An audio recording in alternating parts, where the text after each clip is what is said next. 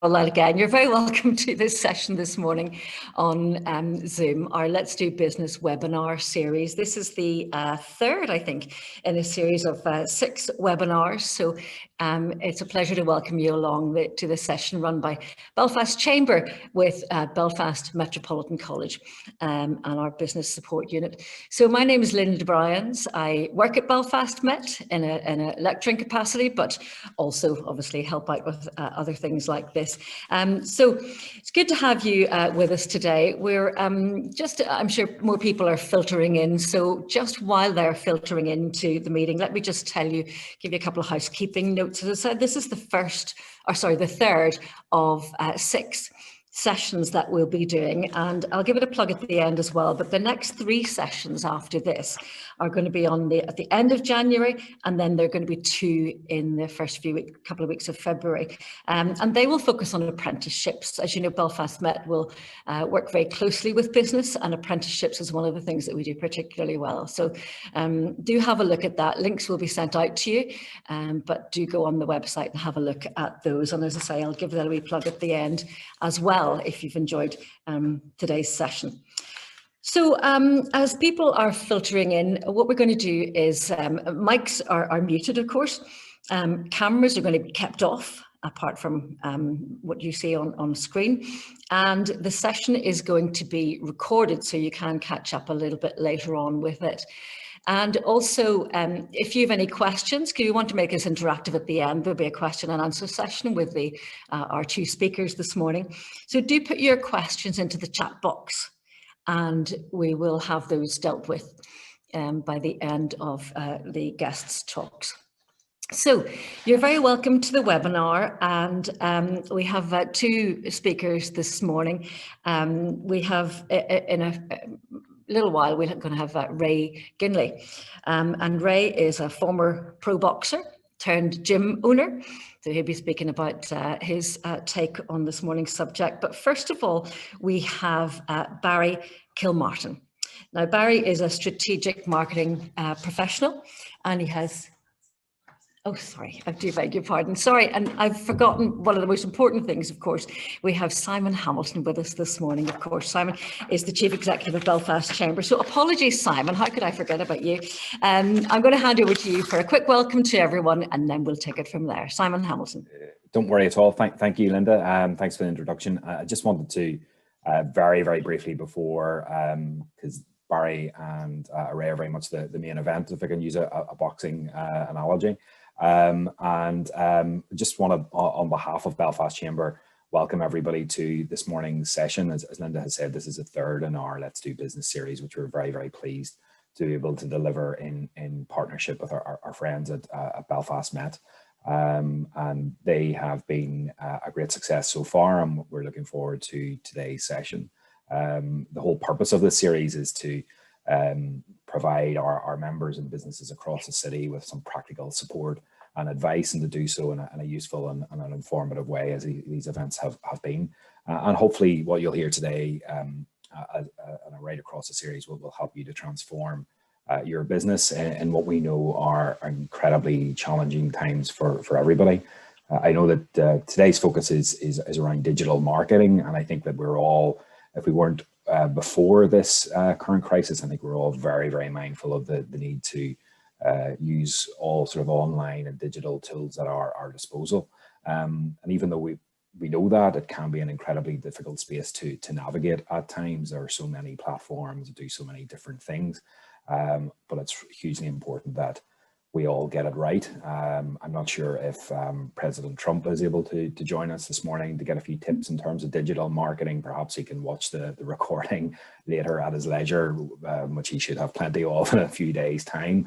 But we very much look forward to hearing from Barry and Ray for that practical advice and real life examples of how to make digital marketing work for your business. So thanks again, Linda, for the introduction. Thanks to Belfast Met for your help in delivering this. I'm very much looking forward to today's session. Thank you. Thank you, Simon. Well, at least you got the introduction. Apologies, we could have gone on there without you to the end. Thank you so much for your warm welcome, and it's good to see you again. So let's just continue with the programme. As I say, with two speakers, Ray Ginley, as we've heard, and Barry Kilmartin is up first of all. So Barry, as I said, he's a strategic marketing professional. He's got more than 25 years of industry experience as a business owner, and also many years working with industry leaders and manufacturing, telecoms, IT, software, and FMCG markets. So he is an experienced brand manager, commercially astute, and experienced in planning new products and routes to market, while influencing market opportunities and to forward the sales and business process through digital marketing. So he also is a lecturer here at Belfast Met. We get our money's worth out of these people, don't we? He's a marketing lecturer in digital marketing for Belfast Met on the CIM and OCN courses. So again, let me just remind you that your microphones are going to be muted apart from Barry's. And any questions, please put them in the chat box and we will address them at the end of Barry's presentation. So please welcome Barry Kilmartin. Barry. Good morning. Thank you, Linda. Thank you, Simon. Good morning, guys. How are we all? I suppose nearly a year where we're doing online schooling. So this will be a wee breeze, a wee doddle. So we'll see how we get on. I came on board into Belfast Met maybe 2-3 years ago to help out with the CIM program, certainly on digital marketing. And one thing I will say about digital marketing, the prospectus is constantly changing. Every year, digital marketing is changing. And that is reflective in the environment that we're in today as regards digital marketing. I just wanted to highlight, bear with me because I have loads of screens around me just to make sure I'm okay with this. CIM would be the leaders in digital marketing, would set out the benchmark, and it's constantly evolving. When we get assignments into the college, it's changed 2 years ago, 3 years ago into where we are last year. And CIM put out this statement in the recent days about where digital marketing is in 2021. And they say it has never been more important to rethink customer-centric marketing strategies. Simon mentioned Donald Trump, where we need to be looking after the customers, his voters. So customer-centric marketing strategies. Moving forward, low customer confidence and financial difficulties will make it harder for us to acquire and retain customers. As a result, we need to reinvent our products and service values, restore trust in our brands, redefine our strategy marketing priorities, and rationalize our budgets. So going into 2021, guys, this is what we are looking at. There's 4 key stages in a digital marketing strategy, and it's very much aimed at the customer-centric, making your customer number one. We need to define what our unique value proposition is. We need to write customer personas. We need to plan our customer journey, and we need to write our SMART objectives. And I'll go through all of these in stages. And this basically is your digital marketing transformation. Digital marketing transformation is transition and evolving from a traditional marketing mix, which we would have had in the 70s, 80s, 90s, even into the 2000s, to primary digital marketing, to what is happening now. Tools that we had 2 years ago are now redundant. They're being replaced in the last 6 months. We've seen an explosion into the likes of HubSpot, Salesforce. They're the big things going into the future. So including the use of the new marketing technology, we need to look at how we're going to plan them, implement this new technology, test them, optimize them, report on the results, and the campaigns and programs going forward. So over the next 15-20 minutes, let's explore what's happening in the digital marketing environment. So the first thing we need to do, guys, is to define our UVP, our unique value proposition. Your unique value proposition, it's a clear statement that describes the benefit of what you offer, how you solve your customer needs, and what distinguishes you from your competition. Never has it been more important that we define what our unique value proposition. We all have it in the back of our head. We all think we know about it, but it needs to be written down on paper. We need to be much more focused on what we offer. It's a statement that clearly tells your customers how you will benefit from your offering. Could be a service offering, could be a product. How your products and the services will address their needs, solve their problems, and what makes your offer different than your competition. So the first thing we need to do is define our unique value proposition. And once we have that done, guys, basically I've gone on to highlight, what's happening in the year in 2021. What are people focusing on? First one is we need to be innovative. We need to create value for your customers. We need to create trust in our brand, in our products. Trust should be an essential part of your marketing strategy. We need to define better marketing priorities. You see here this word about strategic marketing, but we do need to be much more strategic in approach. We need to know if Simon there is buying a hair product and Linda is buying a hair product, what's the difference between the two of them? We need to define our marketing speak for Simon and our marketing speak for Linda. And then for our brand, we need to ensure that our brand is constantly remaining relevant to the buyers. The next thing we look at, guys, is a buyer persona. A buyer persona is an honest buyer persona, which involves a sales pitch, your customer service, looks into your customer service, and even your product development. So we need to define the likes of who Simon is, who Linda is. If we need to buy them their hair products, we need to go after them. It could be the likes of someone selling a BMW in the Boucher Road. Who comes in and buys that BMW? It could be someone selling an ice cream in Newcastle. Who's the target market for that ice cream? So a buyer persona is basically who that person is to buy our product. Now, present day, I'm working in the manufacturing industry, into the healthcare sector, into the environmental control sector. We might have 4 or 5 different personas. Some companies might have 10 to 11 buyer personas. So your persona is a research-based profile that depicts a target customer. Buyer personas describe who your ideal customers are, what they do during the day. Are they married? Are they divorced? Are they single? Do they have children? Are they in school themselves? Do they use mobile technology? Are they on an iPhone? Are they on an Android? Do they use their laptop? Do they use mobile communications? Are they private? Do they look after their security or data? They're all stuff that goes into your buyer persona. But not just that, you're also looking at, I'll go on to the next slide. You're also looking at, what's their psychological profile? What is that person's goals? What are their challenges? What are their KPIs? So the second thing we need to do is write out a buyer persona. I deal with quite a lot in the healthcare sector at the moment, and we would have about 5 or 6 buyer personas. One of the personas might be an infection control nurse. That person would be private. She wouldn't have much online. She wouldn't have much time during the day. She might check the emails in the morning, and then it's constant on her feet. She wouldn't have much time to go on a website, read about a company. Her time is precious. I deal with health estate managers. They again would have a busy schedule. They would be looking at more what their competitors or what their fellow health estate managers are doing across the company. They would be open to change, and a different type of buyer than your infection control nurse. So this here, guys, is your typical buyer persona. This here is Kevin Bailey. I just made him up. Kevin is 53. No more, guys, do we have to do a target market between a female who's 30 to 45 years of age. We need a target or buyer persona who's an exact age. Now, I say this into my lectures for CIM. Last year, we had to do up buyer personas in September. And one of the keys was, we don't go for an age range anymore. You pick a year, you define that character.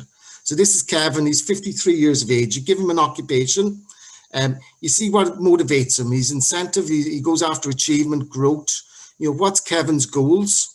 What's Kevin frustrated at? He doesn't like not being able to get a clear answer.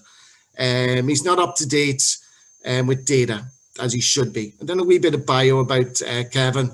Wee bit then over on the right hand side of giving about his personality. Who exactly is Kevin? Wee bit of an extrovert. Now an infection control nurse. That person is very private. She's an introvert. she would just have a small circle. But for this interest, Kevin is the one who's out in the lash on a weekend. He's going over, he's flying all over. Well, did when the airlines died. His brands is, again, what's Kevin into? Virgin Atlantic is what I've picked, but he could be into Tesla, he could be into Apple iPhone. But you might have a product like Ray, who's coming on later to talk about his gym, his buyer persona. Those people who are in his gym, there could be a wide variety, but you have different ways to talk to those customers. The next thing we do, guys, is talk about our customer journey. The customer journey, so we've talked about define your unique value proposition, define your buyer persona, and the next thing we do, guys, is talk about the customer journey. Now, if Carlsberg was to pick one slide that you were going to pick as being the most important, it's probably the next one. But the customer journey encompasses all the experiences that customers go through when interacting with your customer and brand. And this is the most important slide that we will touch on today. It defines a customer journey. There's 5 stages in a customer journey, guys. There's an awareness stage, there's a consideration stage, there's an acquisition stage, there's a service stage, and there's a loyalty stage. So there's 5 stages, and within each one of those stages, you can break them down even further. So what makes Simon there want to go out and buy a product for his hair? When he goes to make that product, what does he consider? You know, how does he acquire it? Is it through a contact list? Does he buy it online? Does he go to the store? Does he get someone else to buy it for him? The service afterwards, when he uses that product, you know, how does it feel? Is it of the standard he wants? And the loyalty afterwards. And I know, Simon, you're probably getting a raw deal off of me, but I won't go on you at this point because I have picked out a typical way we can use a customer journey and examine the touch points. So say we have Paul, who works in Belfast City Centre. Paul's working in an office there. And I've written this out here, so bear with me. So let's say we have Paul. Paul works in Belfast City Centre and he needs to go out at lunchtime to pick up hair products. So I'm going to tell you each one of the touch points that Paul uses to go out and buy hair products. Okay. So first, let's give you a wee bit of detail about Paul. Paul is in his mid-20s, takes care of his appearances, especially his hair at this stage when he has hair. So that's why I've identified it at 20. So let's give him an age, 22. He has a favorite brand of shampoo and mousse. He knows what he's going after. So what does Paul do? Paul, he's on a lunch break from 12:30. He's working in Belfast. He goes on to Google Maps and basically types in pharmacy, Belfast City Centre. And the first thing he sees is Boots. Now, he could see Superdrug, could see anyone, but I'm using Boots for this. And I always like to give ideas or basically scenarios behind. So let's do Boots. So that's the first thing. Boots has come up on Google Maps. He sees that Boots is on Royal Avenue. It's around the corner, so he can afford to walk around there. So he's looked at Google Maps. He's also looked at the images of the store because he can see it's big enough, and he'll probably know that when he walks around there, that Boots will have his product. So come 12:30, up pops Paul off his desk. He checks his phone for the location, and he's walking down the street. And before long, spots the iconic green logo of Boots. So he knows about Boots. There's another touch point. He recognizes the logo. He goes inside the branch. He can't really see hair care products written on any signage, but he does notice the signage. There's another touch point. He wanders around a bit. He probably sees a member of staff. There's another touch point. He asks the members of staff, where's the hair products? He looks over, picks up his hair product off the shelf, and he sees what he needs and then joins the queue. It's a busy lunch hour. He sees people in the queue buying their lunches. He also sees people buying stuff for the winter cold. The queues are going quickly because Boots realise that there's an awful lot of trade at lunchtime. There's another touch point. He also picks up a set of hankies at the tail. There's another touch point, and then goes back onto his desk. Spends about 15-20 minutes in Boots. Puts his bag on the desk, and Joanna, who works beside him, says, were you around in Boots? Was it busy? Was there many queues? That is a typical scenario that every single one of us goes through, whether it's Paul buying hair products, whether it's Margaret buying bread, or whether it's Rachel buying food products for the baby. We all go through those scenarios. Don't think that Boots have not thought about those scenarios and have laid out a customer journey. And every single company in digital marketing needs to look at their customer journey and the touch points along the way. So that is the third element. And the fourth element is probably, again, one of the most important, is to set a SMART objective. Marketing is big into the buzzword. SMART objective stands for specific, measurable, attainable, relevant, and time-bound. So you need to set a SMART goals around what you need your marketing to have to get the likes of Kevin on their customer journey to buy their product. And some examples of SMART objectives. SMART objective may be to achieve a 15% net profit by the 31st of March, or could be to generate 20% of revenue from online sales before the 31st of December. Could be a simpler one. It might be just to increase followers on LinkedIn by 25% by March 31st. So today when we came, maybe, I think it was about September, Rachel came to me to speak about digital marketing and the customer journey. There's the 4 elements on a customer journey that has never been more important. And what we're looking forward to in 2021. Going forward, guys, wouldn't be fair without giving you some trends of what's happening in 2021. Bring these up on my screen. Brands are going to have to be more accountable, and they need to take a stand. They're looking for people who are using products need to show more transparency. Influence in marketing has never been greater. We can see with Iceland, Kerry Katona, Peter Andre aren't on Iceland anymore. Iceland are going for local influencers in a local market. So they're going for people in Northern Ireland, and they're going for people in the likes of Manchester, Newcastle, London. So they're local-based influencer marketing. They're also big into user-generated content on websites. So the people are following more of what the users are telling about the product. People are listening more about Paul and his hair products rather than Boots selling their hair products. It's much more real, much more true. Video content is much more important. It's always been. Video has always been there. It's nothing new, but there was a figure released at the start of this year.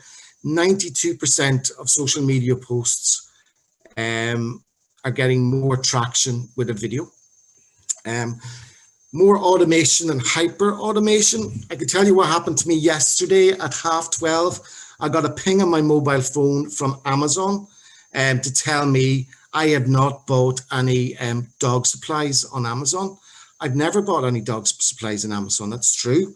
But what I did do one day is I typed in the dog food for my dog to see the price of it on Amazon. I realized it was the exact same price at Pets at Home. I didn't buy off Amazon, but I did go to Pets at Home and buy the dog food.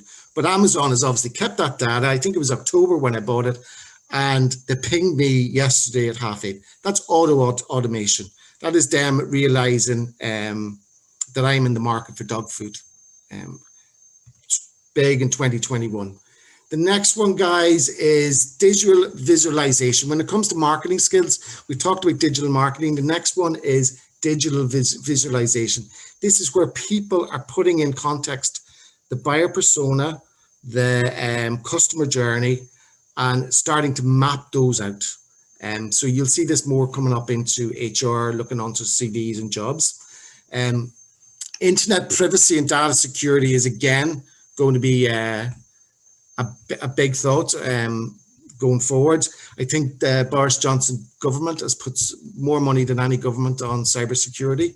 79% of consumers feel companies do know too much about them. So we're going to be much more private in what way we use our data. Remote working, 82% of all remote workers suggest that they're not planning to return to full in-house settings. I heard Simon talking before we came on about events. There's a big thing, events going forward, there will be elements of online, but the offline events will continue. There will be people going back into the event space, but there will be some elements continuing online and then continuing offline. And finally, 3 more things, guys. User-generated content is the new word of mouth. More testimonials, more case studies are needed. We're going to be more focused on digital transformation. We've already been, it's nothing new, but as I said, the likes of HubSpot, Salesforce, new technologies are out there. Stuff that wasn't there 6 months ago are now at the forefront of digital marketing. We need to be quick to adapt to these messages. TikTok, Instagram, where do they stand on social media and their buyers? And the final one, guys, is voice. I'm big into the voice.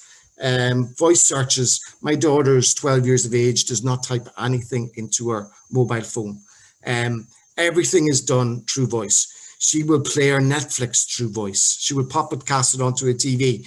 In a business scenario, I was down in down south talking in a £1 million contract. We were around the board with about 5 other people who were all decision makers.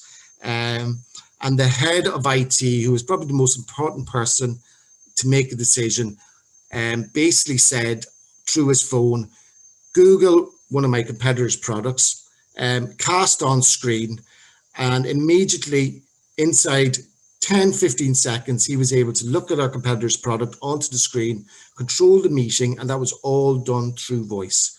SEO is now going to be much more voice enabled. So voice will continue to be at the forefront of digital marketing. 50% of Americans now search things through voice, and it's where Google want to sit. So that is us. I don't know, Linda, do you want to do the questions now, or do you want to do it after Ray?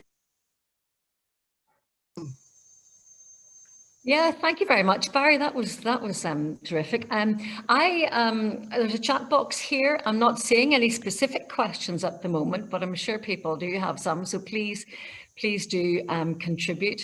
But can I ask you one? Actually, just myself, and we are a wee bit tight for time. But you were talking about influencers there and how companies are using that. Really much more. This one of the trends that you're seeing and doing business a little bit differently online. What power really do influencers have?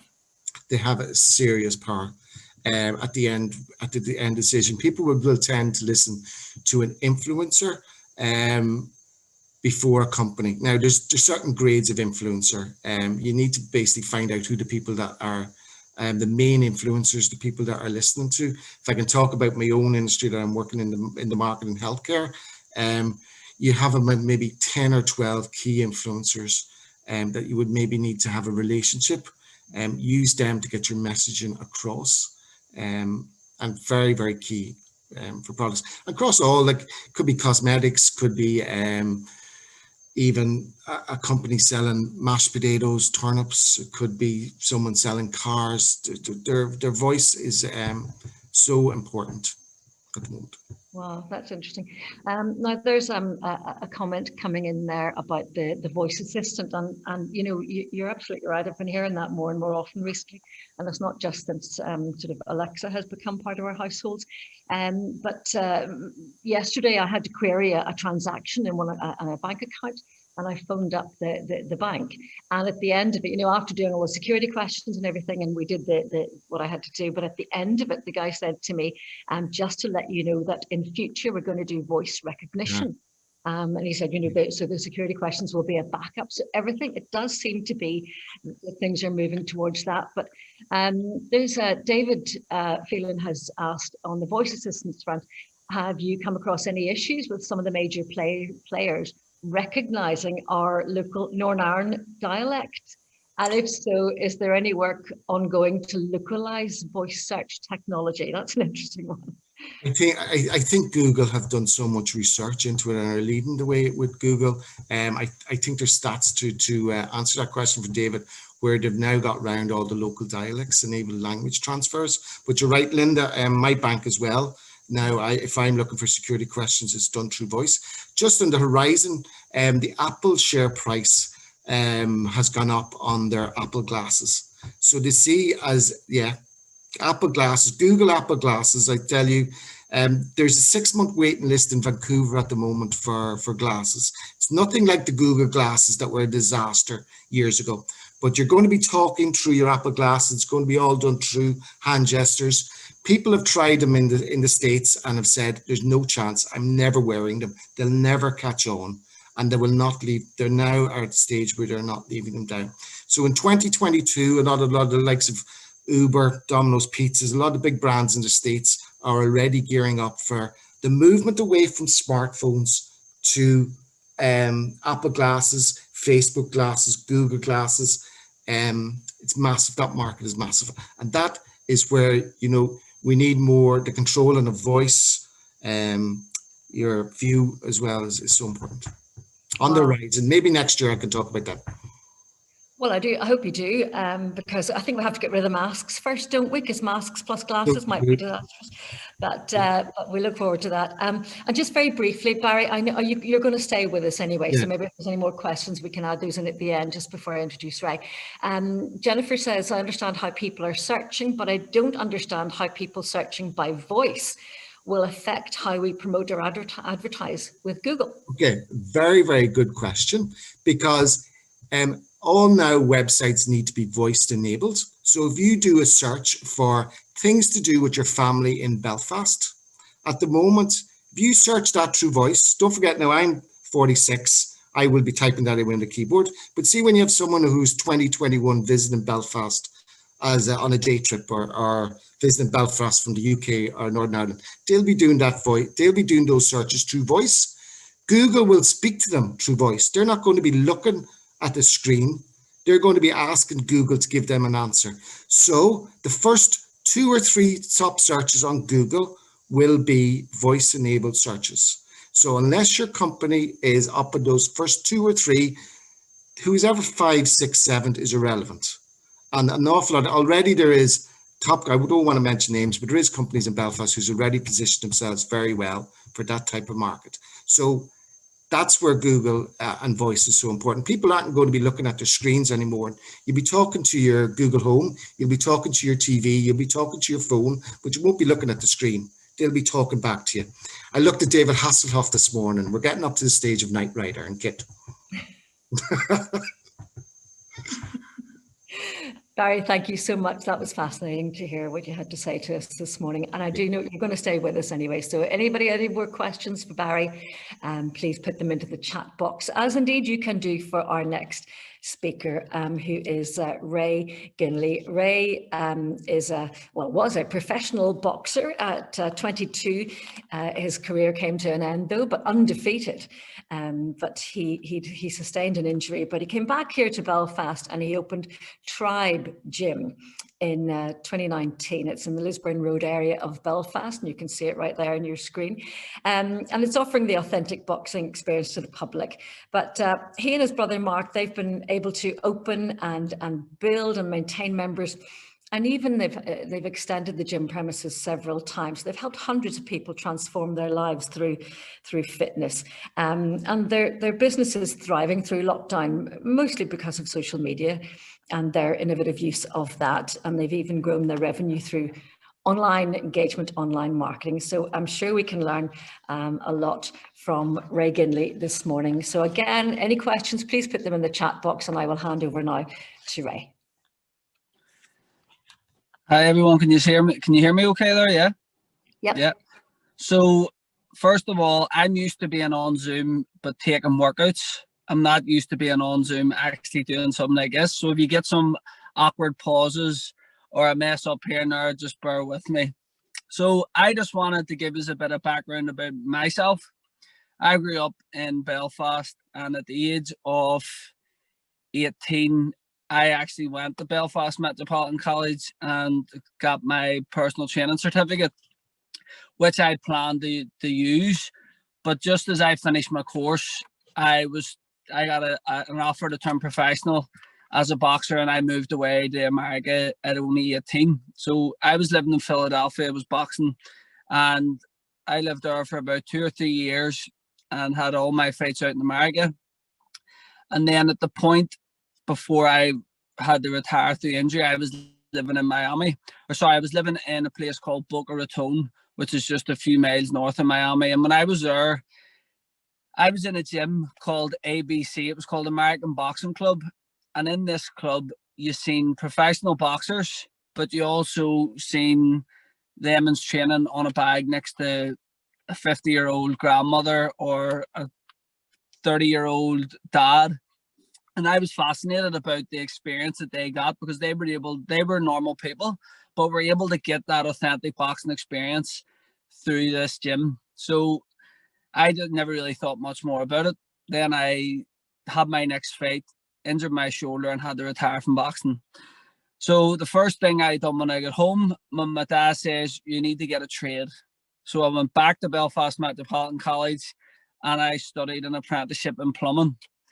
So two years into that, well, I don't even think I made it 2 years. I remember it was a rainy day and I was up in a roof space soldering a pipe, and I just thought, this is not for me. So I quit. About 2 months before I was due to finish it, I quit because I knew it wasn't for me. And I thought, what am I going to do with myself? I thought, I have these personal training qualifications. I'll become a personal trainer. So I started personal training for about a year. And then I was talking to my brother about this gym I seen when I was out in America, and about how, mate, it was class. You had these pro boxers, world champions training in the gym, but you also had the general public, and there was no intimidation. It wasn't like spitting sawdust. They were professional, it was sharp, their marketing, their brand, everything was class. I says, something like that'd be great here in boxing. You know, boxing is part of our culture here in Northern Ireland. There's so many successful boxers here through the years, and such a huge fan base of boxing in Belfast. So I says, we need to open somewhere. So that was our thinking anyway. And we were out for lunch one day, and we were driving. If you look at the screen here, that there is a ballet studio. My gym doesn't look like that now. That's what it used to look like. So we drove past this wee ballet studio. It's just next to Creighton's Garage off of Lisburn Road. And we seen there was a to let sign outside it. And we said, well, I wonder is that who that's up with. So it was up with TMC, which are in Finnegan. So we went up and we says, look, mate, we'd be interested in that wee unit down there. So he said, look, I'm on my lunch break. I'll bring you down to see it. So we went down to see it on the Monday, signed the lease on the Thursday, and we moved in on January of 2019. And we opened this gym with we only had that wee top bit. If you can see, like those top 3 windows on the screen there, it was 900 square foot. It was all we could afford at the time, and it was all we could get. So we signed the lease. Now, Margaret, if you don't mind clicking the next slide. Good. Now this is my gym. Now it's over 2,500 square feet, and it's at full capacity. So my gym can no longer take on any new members. There's a waiting list to actually train in it.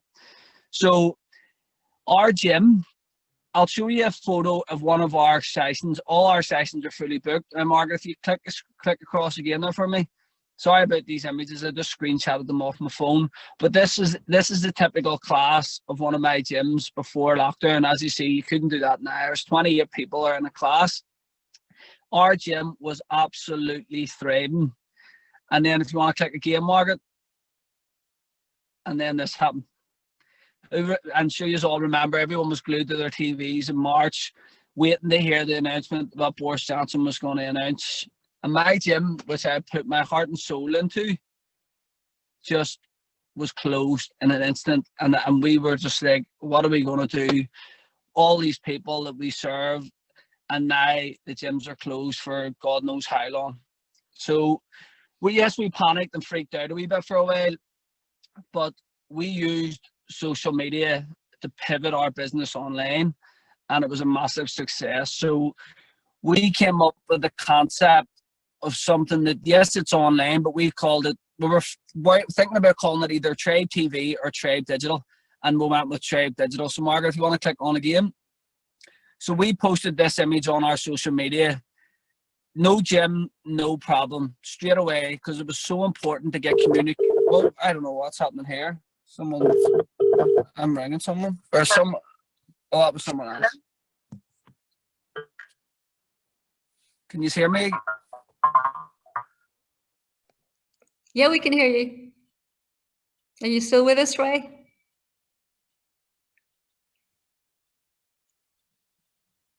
I think maybe you're muted at the moment. I can't hear you. Okay, that's me. Am I back? There we go. You're back. You're with us. Okay. Sorry. So I put out this communication with our members straight away to say, no, Jim, no problem. We have you covered. So if you want to swipe again, Margaret. So this is what we put up. Sorry about the quality of the image, but this is what we communicated with our members straight away, was what they expect. Daily workouts, daily challenges, weekly check-ins, nutritional advice, live Q&As, recipe booklets, etc.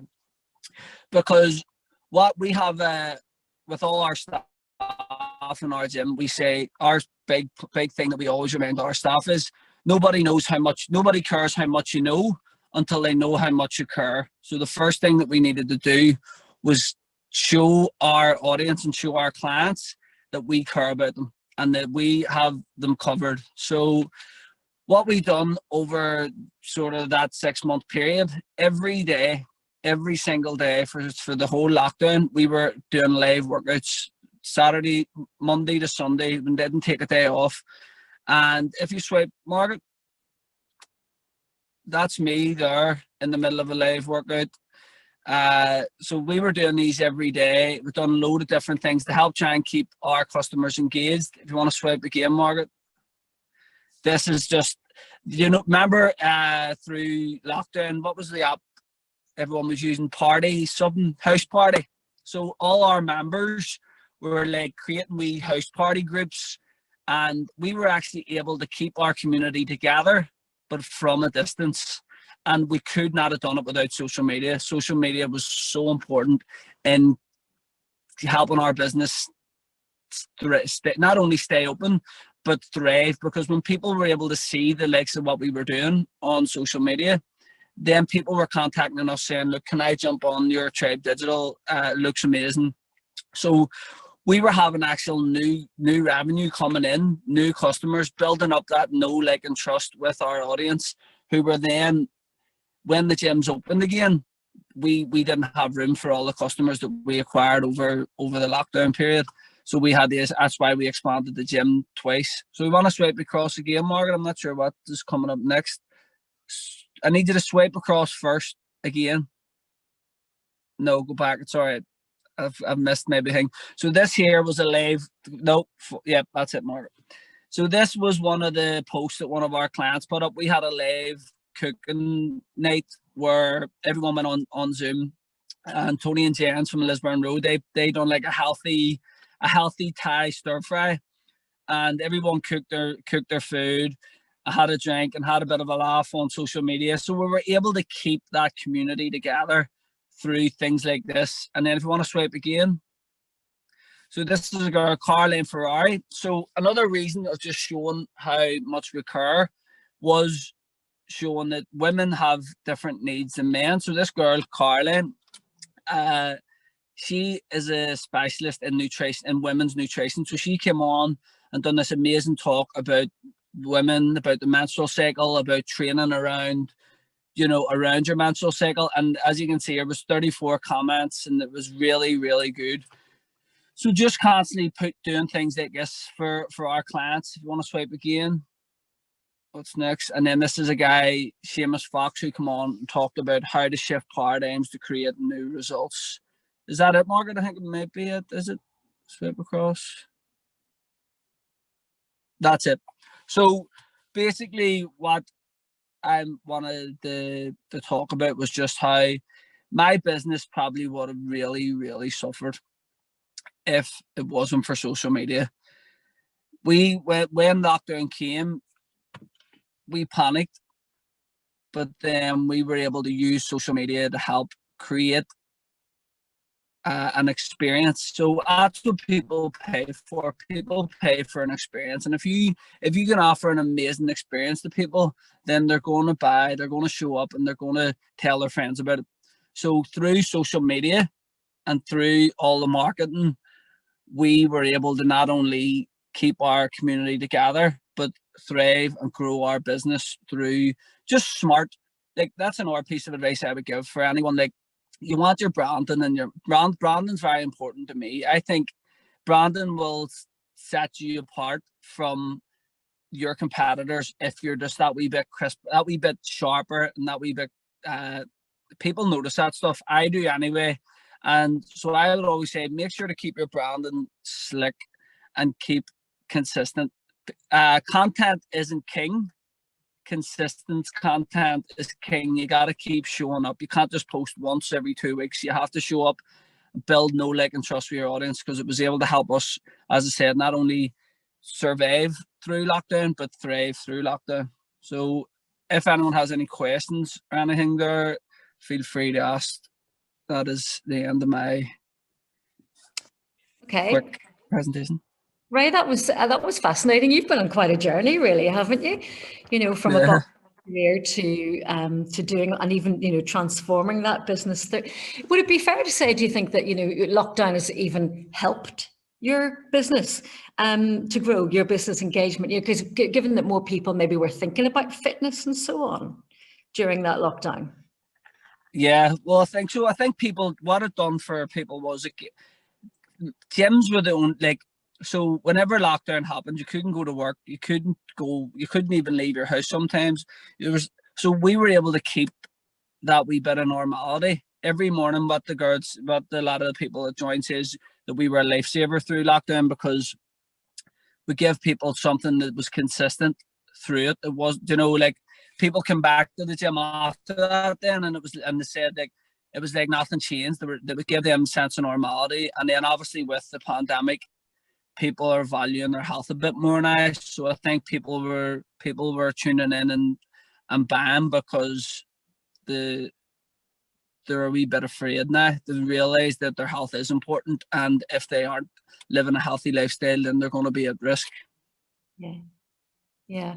And, you know, almost right on cue, as I introduced you, my little Fit Watch thing buzzed on to tell me to move, because I've been sitting here for longer than it expects me to sit. So there's Simon Hamilton actually came in with a very good point. He said, great presentation. So Simon's asking, do you see the use of digital platforms as permanent for your business, or just during the crisis? So is this something you see continuing?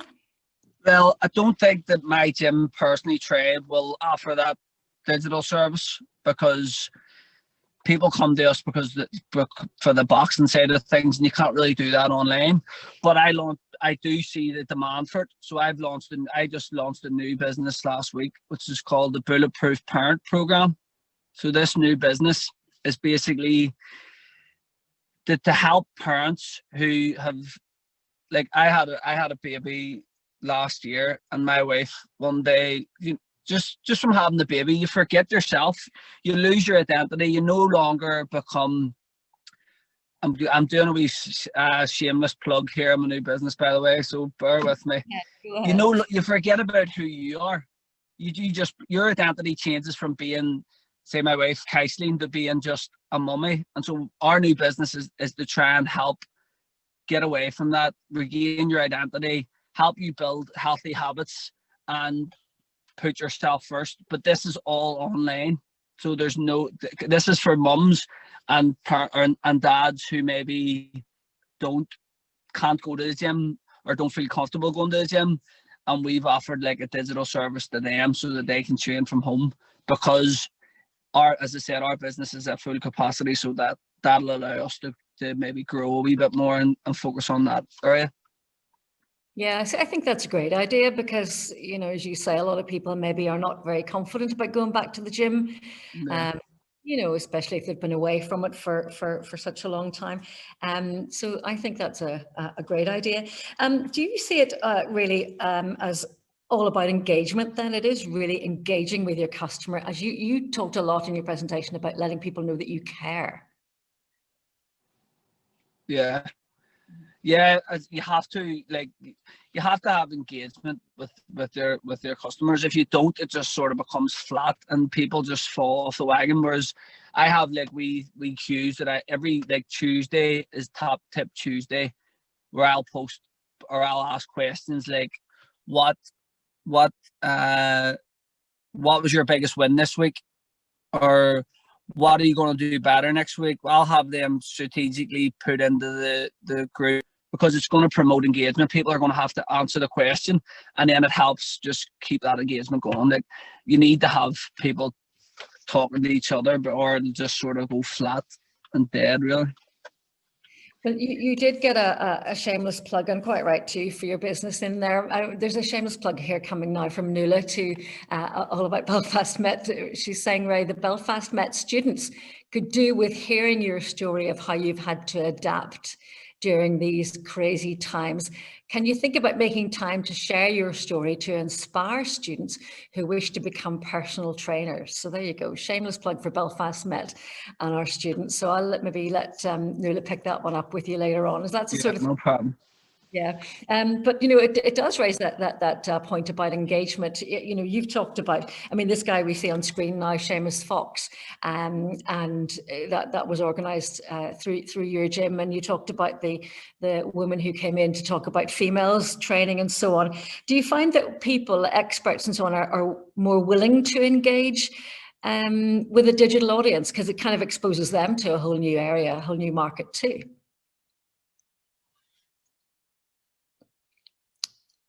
I'm not hearing you, Ray. I think maybe you're muted. Me again. Can you hear me? No, yes, we can. I think experts just have time now to do those things. So, like, now would be the perfect time for someone to launch a podcast, because you're going to have a better chance of getting someone to come onto your podcast who wouldn't maybe have had the time if they were doing 100 different things. So, I think these experts are coming on because they're realizing that they have time and they're probably not as busy. So by coming on, don't get me wrong, these experts don't come on for free. You have to pay them.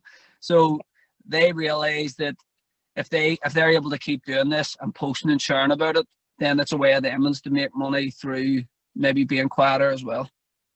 Yeah, it's a good point.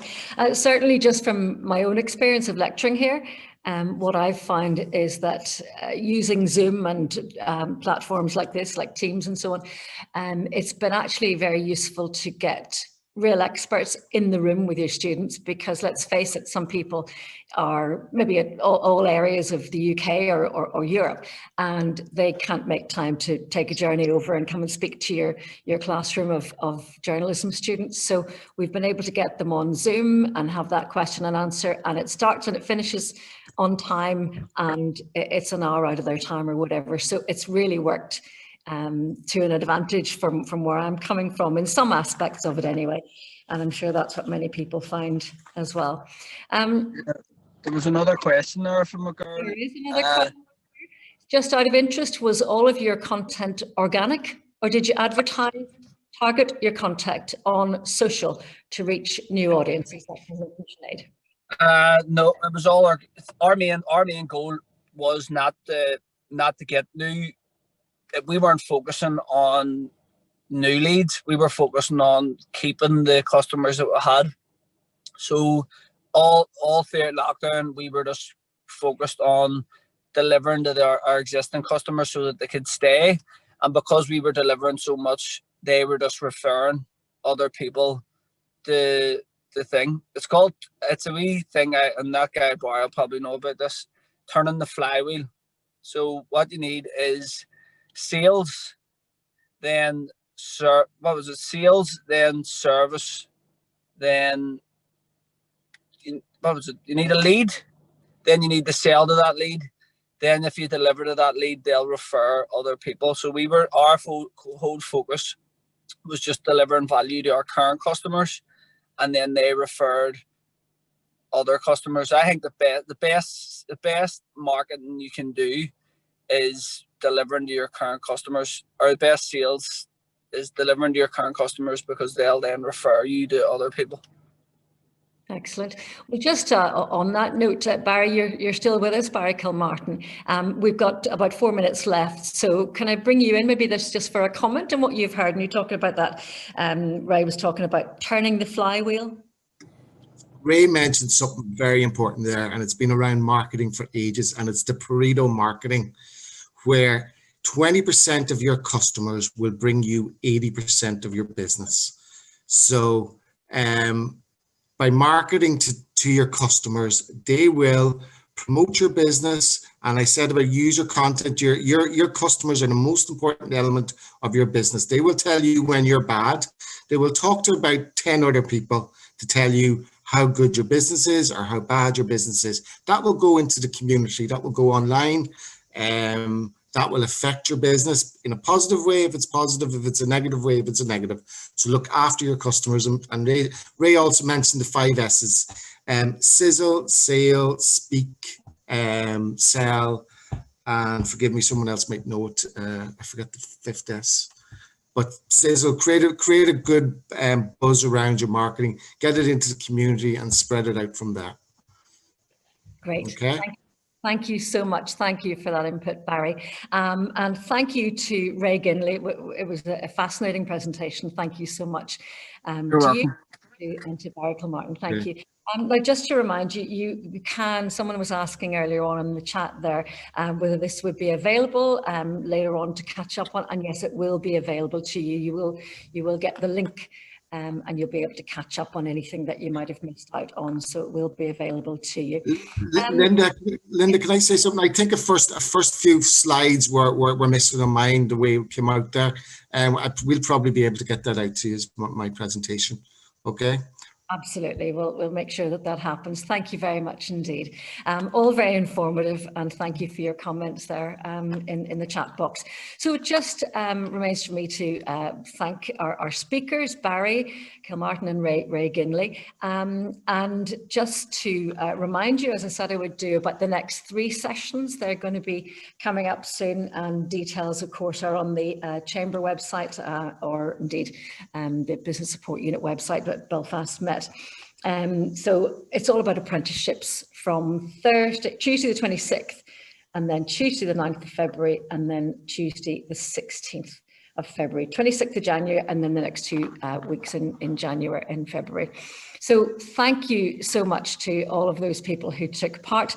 As I say, you can find out more about our next ones coming up. Belfast Met supports businesses in a wide range of areas, fully funded programs that support innovation, skills development, and of course those apprenticeships, which you can find out more about in the next series of webinars.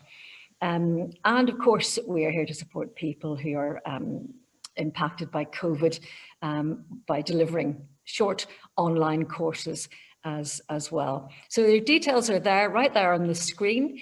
Please do take a bit of time to contact us or follow up if there's anything there you think might maybe be useful to you, and a member of our business development team can talk with you and discuss the support available to you.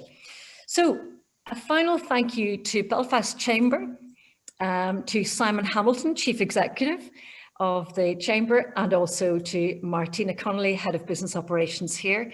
And until the next time, thank you very much for joining me. Thank you for your input this morning.